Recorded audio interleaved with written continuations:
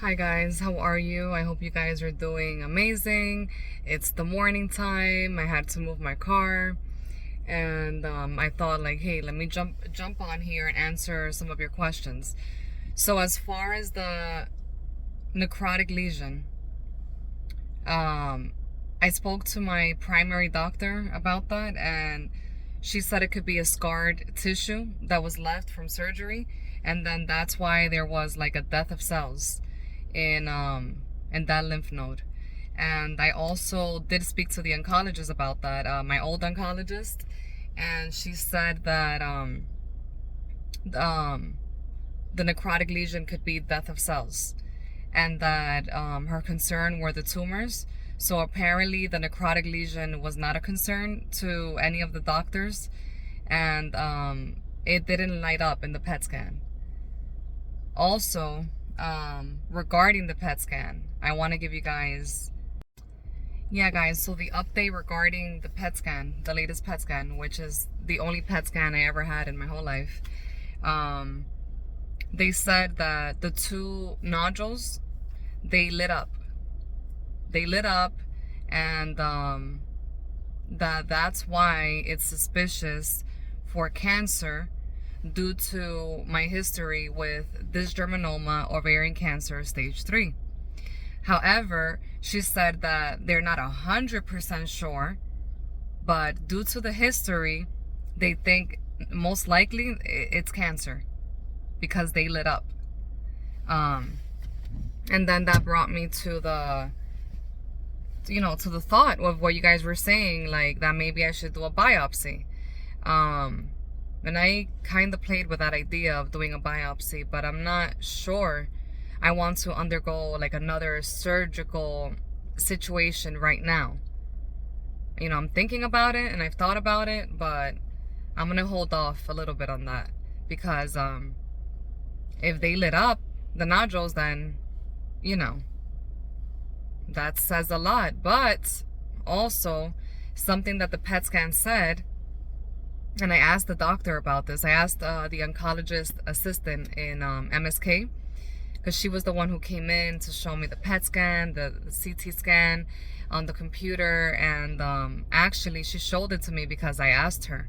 Otherwise, they're not going to show me the images. So something that happened on that scan that made me feel hopeful or like happy was that compared to the previous CT scan that was done 1 week ago, 1 week before the PET scan, one of the nodules got smaller.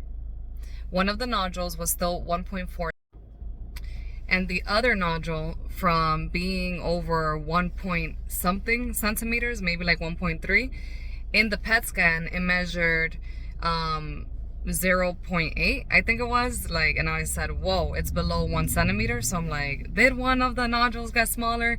And I'm like, LaRuby, the paper is telling you that it got smaller. You can see it with your eyes.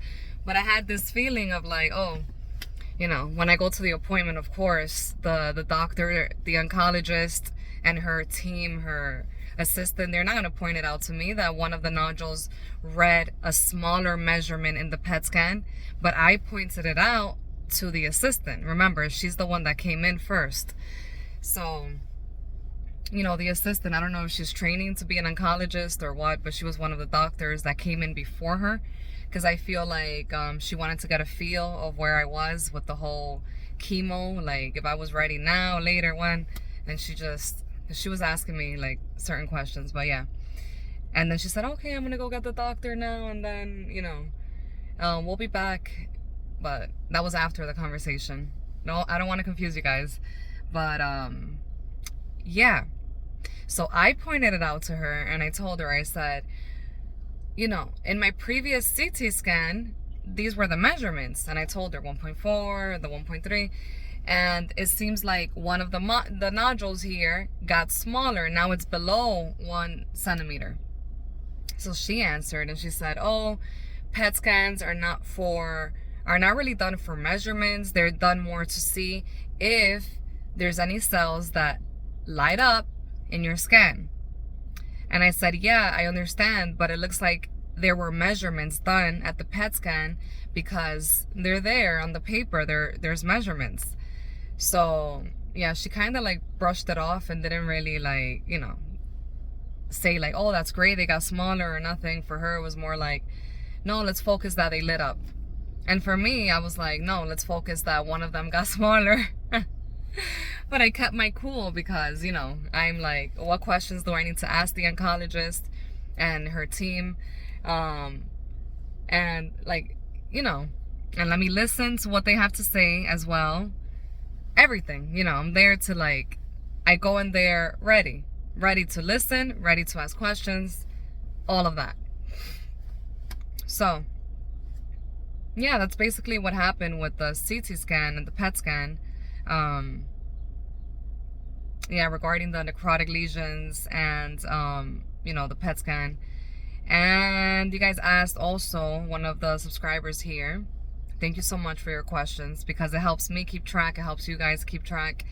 What did the surgeon say of any of my blood work, of my scans? He didn't really say anything about my blood work, but he did say that, oh, in your scan, the PET scan, it shows that it lit up, so that means that the cancer is returning. Look at the nodules. So I told the surgeon, I said, but wait, they said that at MSK, they said that it's not 100% sure that the cancer has returned, even though they lit up on the PET scan, that, you know, it's suspicious for it, but not 100% sure. So I told the surgeon, I'm like, so we can't be 100% sure. Then what do you recommend? Do you recommend, and remember, this is the surgeon that I'm talking to now at Mount Sinai. I said, do you recommend that I do a biopsy, or do you recommend I just have another surgery? I remove the nodules. I remove my other ovary that I have left, my right ovary. I remove the right fallopian tube. I remove my uterus, and that's it. You know, I get rid of all the areas in the pelvic area that could possibly be affected by ovarian cancer, right? And he said, you know, I don't have a problem doing your surgery after chemo. After you do chemo, I can do the surgery and remove all of those things. But first, you would have to do chemo. And I said, why would you say that you would do the surgery? Like, why is this something that you recommend? And he said, oh, just so that we don't have another mass growing on the right ovary. He said, it doesn't sound like a bad idea. So he did say that regarding that.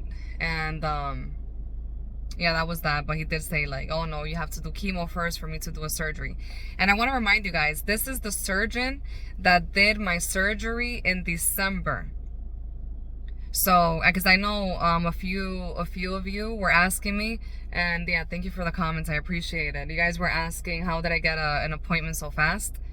It's because this is the surgeon that did my surgery in December. So they called me, I think it was last week, and they said, it was either last week or the week before, they were like, oh, you know, we want to do a follow-up. And I thought, a follow-up? Now, 5 months later, for what? I didn't know that, you know, you had to follow up again with the surgeon, because they never told me after I went to my visit with him after my, like for my 5-week checkup of the C-section. That's how they removed the 15 centimeter mass. And I thought like, oh, interesting, they want to see me for a follow-up. And I thought, okay, great, like, yeah, like any information or light that can be shed on this situation that I'm going through, yeah, I want to meet with the surgeon that did my surgery. So then that's how I met with the surgeon on the 23rd. And then you guys thought I got another appointment quick. Yeah, like, yeah, I don't know. I mean, the appointments, I get them quick. Look, I get them quick now, because let me tell you, when I first started this ovarian cancer situation and journey, when I didn't even know that it was cancer, back when like it was just pain and I had gone to the emergency room and they had discovered a huge mass. Guys, it took me a while. It took my friend and I a while, because I had a friend helping me to get all these appointments. It took us a while to get into each hospital. If you go back to my videos, I explained this to you guys. I didn't just choose one hospital and go with the surgery. No, I went to 3 different opinions. First, I went to Montefiore. Then I went to Mount Sinai, and then I went to NYU. And then that's how I picked my surgeon. I spoke to each of those cancer specialists that do surgeries for cancer. That's how I chose my surgeon. And it took me a while to get those appointments. Why did it take a while? Because I had to make a bunch of phone calls. And I had to follow up on the phone calls. And I had to ask for the person's name. I'm like, who am I speaking to? This is LaRuby. What's your name? What's your title? And I would write down their name and title in my notes. And then I would follow up and call. Oh, can I speak to so-and-so? And the title. And that's how I got into these hospitals. But getting into them, it took a while. But now I guess that I've been seen, then that's why you guys see that it's so quick. I'm already like in their system or in their roster, so that's why it's been so quick, thank God. And yeah, like there was another question about an appointment. I think it was the scan that I was going to reschedule, or the PET scan. But that I ended up not going because my daughter was gonna have the field trip, remember? And I was gonna be a chaperone. But it turned out that the day before, my daughter got sick, so we had to pick her up.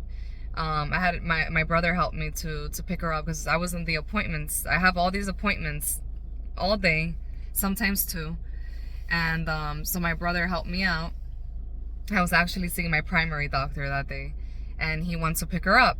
So obviously, if she's so sick, I even had to take her to the doctor the following day. And that day, like, we just took care of her at home, made her soup and things. But if she was so sick, obviously I'm not gonna go with her to the trip. She wouldn't be able to go. So then that's when I was like, oh my God, let me look at the portal. And I looked at the MSK portal, and I saw that the blood work was still there. It was still there in the portal, scheduled, because I never canceled it. The one that I canceled was the PET scan, because they called me and they said, oh, are you available for the PET scan? Just confirming it's tomorrow. I said, oh, I'm not available. I'm sorry. I have a family situation. I won't be able to go. So that was off the portal, the PET scan. So that's what happened. I was able to do the blood work. And then I'm thinking like, oh, okay. And a few days later, I'm meeting with the doctor, with the oncologist. No, guys, maybe the day after the blood work, they called me. Like, literally, yeah, it was like the day after, because you guys saw how quick it was. And they said, the doctor, the oncologist, she wants to see you after you also have the PET scan, not only after the blood work. So we're gonna have to reschedule the meeting with her. Or I think the meeting with her was left because it was for the following week, early in the beginning of the week. But we want you to come in for the PET scan today.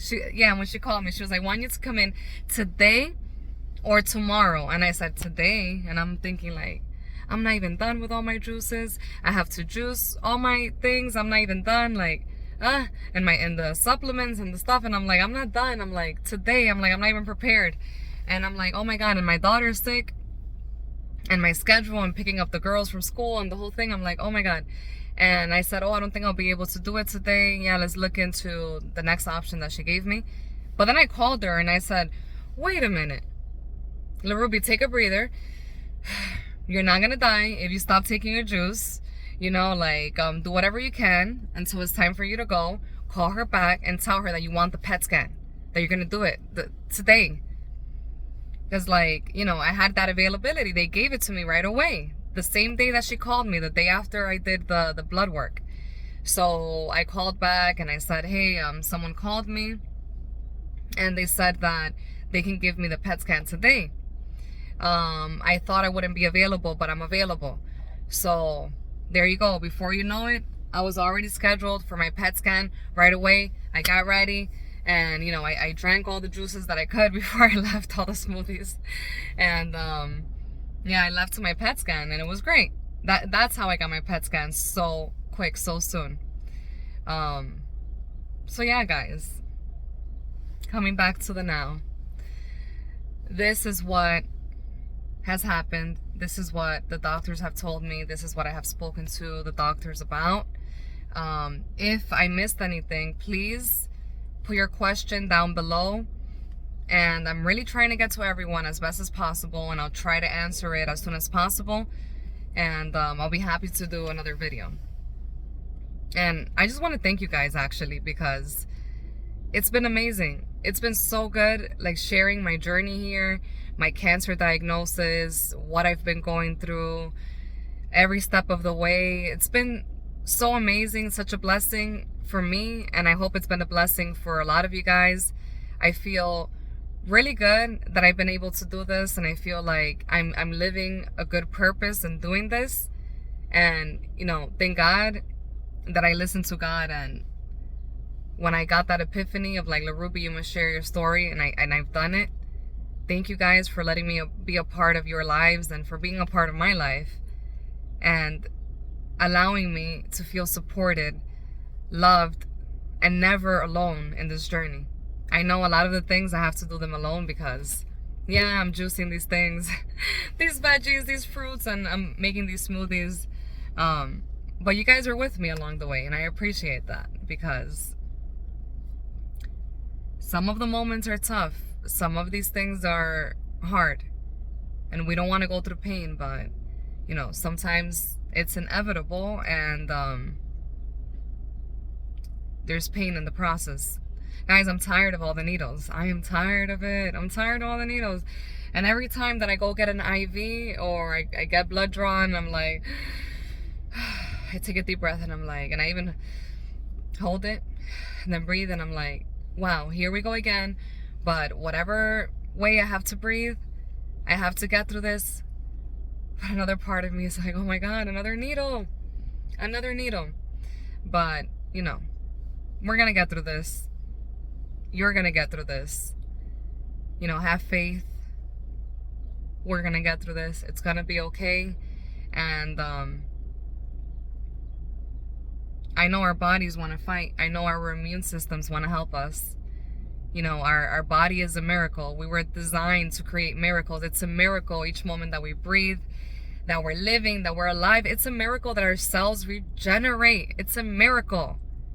You know, and know that, feel that, say those affirmations. My cells regenerate, and I give my cells everything they need, all the nutrition they need, every day, at all times, no matter where I am, even if I'm home or if I'm outside. I give my body what it needs. I